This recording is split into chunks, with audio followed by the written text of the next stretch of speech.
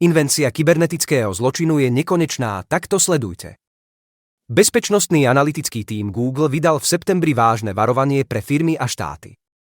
Nie je to len ďalšia správa o malvéri, ale signál o novej vlne sofistikovaných útokov s priamym dosahom na geopolitickú stabilitu. Útočníci prenikli do veľkého počtu firemných sietí a cez zadné vrátka si vytvorili dlhodobý prístup na krádež citlivých údajov. Táto skupina pokročilých hrozieb má údajne väzby na čínsku vládu a kampaň sa zameriava na dlhodobú špionáž. Útočníci cielia najmä na právne služby, technologické firmy, služby ako servis a outsourcing. Na prístup využívajú zero-day zraniteľnosti v zariadeniach Ivanti. V sieťach zostávajú nepozorovaní v priemere až 393 dní, pretože ich malvéry bežia na zariadeniach, ktoré sú mimo riešení na ochranu koncových bodov. Backdoor Brickstorm rozhodne nie je bežný malvér. Jeho dizajn a schopnosti ho radia medzi sofistikované nástroje. Po úspešnej infiltrácii umožňuje útočníkovi trvalý a skrytý prístup do kompromitovanej siete alebo zariadenia. Google preto uvoľnil bezplatný detekčný nástroj pre ohrozené platformy. Masívna phishingová kampaň zasiahla aj open source platformu GitHub. Bola založená na falošných pozvánkach do programu Y Combinator Winter 2026. Útočník zneužil notifikačný systém GitHubu, otváral stovky udalostí na rôznych repozitároch a tagoval cieľových používateľov. Takto generované e-maily pôsobili dôveryhodne, pretože prichádzali priamo z GitHubu. Prešli bezpečnostnými filtrami a skončili v inboxoch vývojárov, z ktorých mnohí vlastnia kryptomenové peňaženky. Adresáti klikli na odkaz smerujúci na falošnú doménu, kde sa nachádzala výzva na overenie peňaženky. Útočníci predstierali bezpečnostné overenie, no v skutočnosti takýto podpis povoľoval prevod všetkých prostriedkov z účtu obete. Diskusné fórum uvádza, že útok automaticky poslal približne 380 000 e-mailov v priebehu niekoľkých hodín. Straty nie sú vyčíslené, konzervatívne odhady však vychádzajú z obdobných kampaní. Takže predpokladajme, že na škodlivý link kliklo 1% obetí. Ak by každá obeť stratila $100, tak by útočník získal $380 000.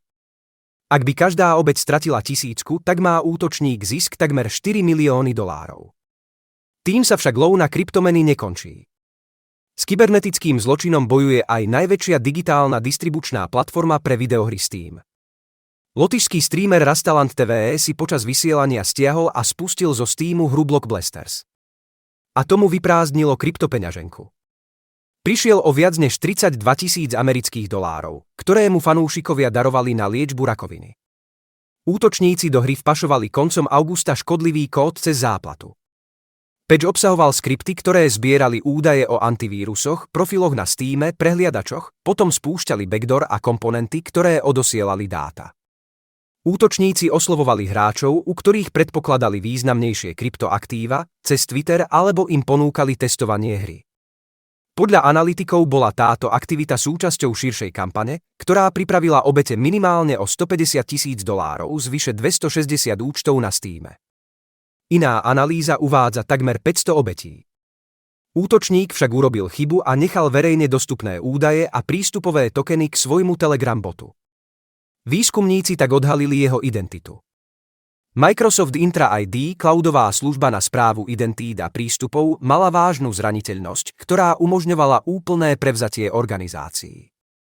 Útočníci dokázali vytvoriť tokeny na napodobňovanie ľubovoľného používateľa či administrátora. Tokeny mali platnosť 24 hodín, nedali sa zrušiť a v systéme sa nezaznamenávali, čo sťažovalo odhalenie útoku. Laicky povedané, útočník nemusel mať heslo, viacfaktorovú autentifikáciu ani prístup k účtu obete. Stačilo mu zneužiť slabinu v systéme Microsoft Intra ID. Vedel sa vydávať za hocikoho v cudzej organizácii, a to dokonca aj za globálneho administrátora. Mohol čítať e-maily v Outlooku, dáta na OneDrive, dokumenty v SharePointe alebo manipulovať s účtami v Microsoft 365. Jeden z bezpečnostných výskumníkov ukázal, že s týmito tokenmi získal práva globálneho administrátora. Menil roli, vytváral používateľov a resetoval heslá bez akéhokoľvek záznamu v systéme. Microsoft po nahlásení rýchlo vydal opravu. Incident opäť potvrdil, že staré komponenty v komplexných cloudových službách predstavujú veľké riziko. Kybernetický útok oznámil významný americký prevádzkovateľ hotelov a kasín Boyd Gaming. Túto sieť tvorí 27 prevádzok, väčšinou v Las Vegas a približne 16 000 zamestnancov, ročné tržby sú takmer 4 miliardy amerických dolárov. Útočníci prenikli do systémov obete a získali osobné údaje zamestnancov aj ďalších jednotlivcov. Firma zatiaľ neuviedla presný rozsah ukradnutých dát, čas útoku ani totožnosť páchateľov, no označila množstvo uniknutých informácií ako limitované. Tento pojem je však nejasný a môže znamenať rozsah od niekoľkých až po tisíce postihnutých osôb. V dôsledku incidentu už bývalý zamestnanec podal návrh na kolektívnu žalobu v Nevade. Tvrdí, že Boyd Gaming nezabezpečil dostatočné opatrenia na ochranu citlivých údajov. Pozornosť profesionálov však upútala informácia o komplexnom poistení proti kybernetickým rizikám, aké uviedla spoločnosť Boyd Gaming už v povinnom hlásení incidentu. V tomto sektore sa to považuje za silný signál toho, že si subjekty už uvedomujú kybernetické hrozby a ich dosahy. Report bezpečnosti pripravil tím spoločnosti Ellison Slovakia.